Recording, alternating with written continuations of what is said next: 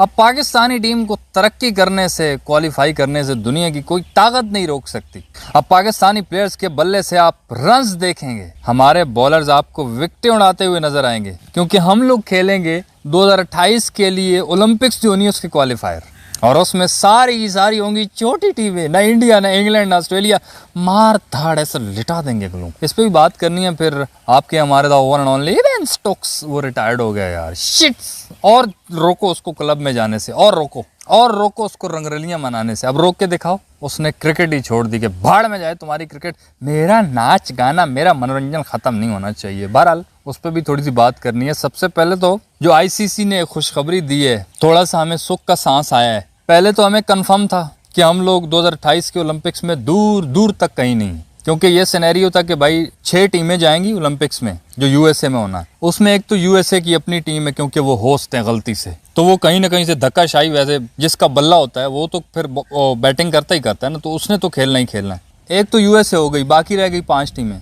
तो 5 टीमों में जो टॉप 5 की रैंकिंग में टीम्स थी, वहां पे हम हैं ही नहीं। रैंकिंग में पहले पे शायद इंडिया है, दूसरे पे इंग्लैंड है, तीसरे पे ऑस्ट्रेलिया, चौथे पे न्यूजीलैंड, 5वें पे अफ्रीका। तो इस तरह तो ये 5 टीमें इन्होंने जाना था, और छठी यूएसए हो गई। तो हमारे दूर दूर तक कोई चांसेस नहीं थे। लेकिन शुक्र है बीच में जगह ये बनी है कि वो जो रीजन का हिसाब है ना, कि एशिया का रीजन हो गया, उसमें से इंडिया हो गई, यूरोप के रीजन में से इंग्लैंड हो गया, इस तरह ऑस्ट्रेलिया न्यूजीलैंड वालों में से भी एक टीम जाएगी, क्योंकि वो साथ साथ हैं। तो उनमें से ऑस्ट्रेलिया के ज्यादा चांसेस है, न्यूजीलैंड फिर क्वालिफायर खेलेगा। तो यहाँ पे ना फिर एक टीम की जगह बन रही है, और फिर पाकिस्तान भी क्वालिफायर खेलेगा। तो यूं पाकिस्तान के थोड़े बहुत चांसेस हैं कि हम क्वालिफायर खेल कर, एक न्यूजीलैंड की बड़ी टीम होगी, एक अद्दी और होंगी, अगर इनको हम हरा हरू लेते हैं तो हम ओलंपिक्स के मतलब टॉप 6 में आ सकते हैं। यही बहुत बड़ी अचीवमेंट है। ओलंपिक का गोल्ड मेडल वो किसने बात की, हमने बात थोड़ी की उसकी। बस 2 ही तरीके थे क्वालिफाई करने के। एक ये था कि इंडिया से रैंकिंग छीन लो एशिया में, क्योंकि नंबर 1 इंडिया है, तो पाकिस्तान आ जाए नंबर 1 पे, इंडिया को पीछे हटा दे तो फिर ठीक है। और इसके बारे में तो हमने कभी सोचा ही नहीं।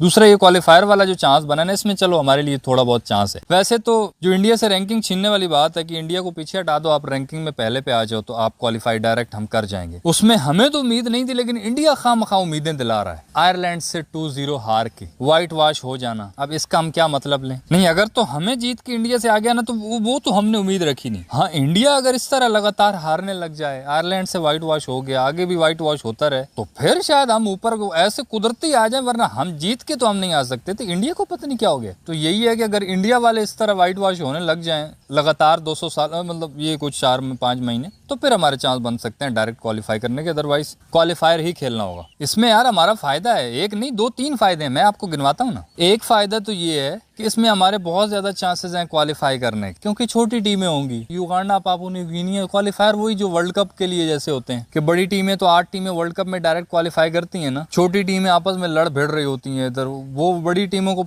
पता होता है कि हमने फलां डेट को जाना है वर्ल्ड कप खेलने, इधर छोटी टीमों की दंगा मुश्ती चल रही होती है, चपेड़ो चपेड़ी, कि हम 7वीं 8वीं टीम बन जाएं, हम आखिरी जो मतलब एक आध टीम है उसमें हम आ जाएं वर्ल्ड कप की। उधर तक पहुंचने के लिए इनको आपस में कुतभेड़ करनी पड़ती है, और उधर जाते ही बेचारे वो बड़ी टीमों से पहले राउंड में चपेड़े खा के फिर बाहर हो जाते हैं। तो मतलब हमने वो वाला खेलना है। तो अगर हम क्वालिफाई कर गए तो सोचो कितने बड़े फखर की बात होगी हमारे लिए, क्योंकि माशाल्लाह पिछले कुछ टाइम से हम पहले राउंड से ही बाहर हो जाते हैं। वर्ल्ड कप वगैरह जो भी खेलते हैं पहले राउंड से बाहर। जो कभी कभी क्रिकेट देखते हैं उनको अगर आप बताओगे कि हमने क्वालिफायर खेला और उसमें हम इतनी टीमों को पछाड़ के आगे गए, वो आगे जाके हार गए, वो अलग बात है, तो वो कितनी तारीफ करेंगे, हाँ यार कुछ तो क्वालिफाई किया ना। उनको क्या पता युगांडा, पापुआ न्यू गिनी, वो कीनिया मीनिया, इनसे जीत जूत के ये आगे चले गए। जैसे ही बड़ी टीमें आई तो चपेड़े खा ली। हमारे लिए तो यही बहुत बड़ी बात होगी कि हम चलो कुछ तो क्वालिफाई किया ना, हम तो सुपर स्टेज से बाहर, तो कुछ तो क्वालिफाई करेंगे, ये एक तो फायदा है। फिर दूसरा फायदा, जो हमारे प्लेयर्स हैं माशाल्लाह उनकी रैंकिंग्स ऑटोमेटिकली बेहतर होंगी, क्योंकि सामने छोटी टीमें होनी है, उनकी बॉलिंग भी नॉर्मल होगी, बैटिंग भी नॉर्मल होगी। तो हमारे प्लेयर्स, किसी एक आदमी ने सेंचुरी लगा दी, किसी ने को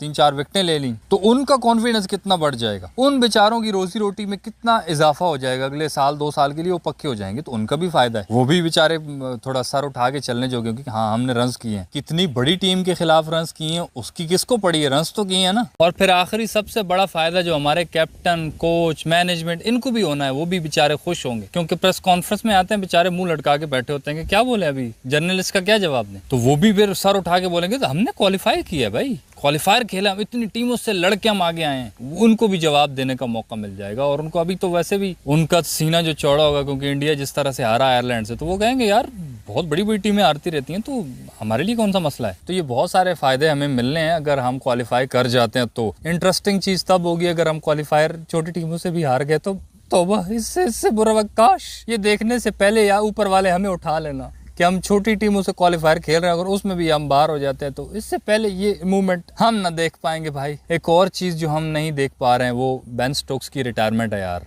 बेचारे को जाने देते, क्लब क्यों पंगे किए हैं उससे। वो पिछले दिनों आपको पता ही है ना, क्लब में पकड़ा गया, वो इजाज़त थी नहीं टेस्ट मैच के दौरान, वो चला गया। अचानक से ऊपर मैनेजमेंट वाले पहुंचे होंगे कहीं, तो वो देखा होगा ये तो यहाँ पे क्या कर रहा है। तो बेन स्टोक्स अचानक से देख के बौखला गया और कवर करने की कोशिश की होगी कि मैं यहाँ पे मदद करने आया उन लोगों की। देखो ना बेचारे कितने सारे लोग हैं, इनके पास कपड़े नहीं है, मैं तो इनको कपड़े देने हूँ, मदद करने आया उनकी। अच्छा हाँ, और ये हाथ में तूने गिलास में क्या पकड़ा हुआ है, ये अजीब अजीब सा। अरे ये अजीब अजीब सा नहीं है, ये तो पानी है, पानी भी पिला रहा हूँ, ये इसमें भी मैंने सुना अच्छा काम है। वाह, ये सारी अच्छाइयों का ठेका तूने उठा लिया, चल उधर दफा।